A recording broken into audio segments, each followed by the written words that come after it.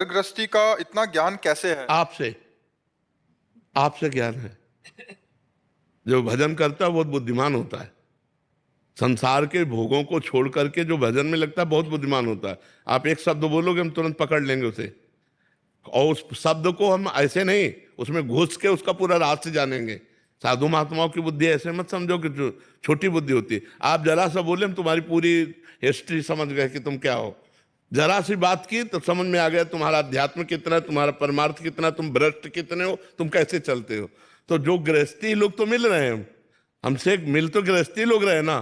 तो जब तुम अपनी बातें कर रहे हो तो गृहस्थी की तो कर रहे हो, तो सब जानकारी हमको क्यों नहीं हो जाएगी। एक 12 वर्ष का बच्चा कह रहा है मैं हस्त मैथुन का शिकार हूं और मैं बहुत डिप्रेशन में हूं। अब हमारे समझ में आ गया ना कि 12 वर्ष का बच्चा भी हस्त मैथुन करके और अपने को डिस्टर्ब कर सकता है। गृहस्थी का इतना ज्ञान कैसे है? आपसे आपसे ज्ञान है। जो भजन करता है बहुत बुद्धिमान होता है। संसार के भोगों को छोड़ करके जो भजन में लगता है बहुत बुद्धिमान होता है। आप एक शब्द बोलोगे हम तुरंत पकड़ लेंगे उसे, और उस शब्द को हम ऐसे नहीं, उसमें घुस के उसका पूरा रहस्य जानेंगे। साधु महात्माओं की बुद्धि ऐसे मत समझो कि जो छोटी बुद्धि होती है। आप जरा सा बोले हम तुम्हारी पूरी हिस्ट्री समझ गए कि तुम क्या हो। जरा सी बात की तो समझ में आ गया तुम्हारा अध्यात्म कितना है, तुम्हारा परमार्थ कितना, तुम भ्रष्ट कितने हो, तुम कैसे चलते हो।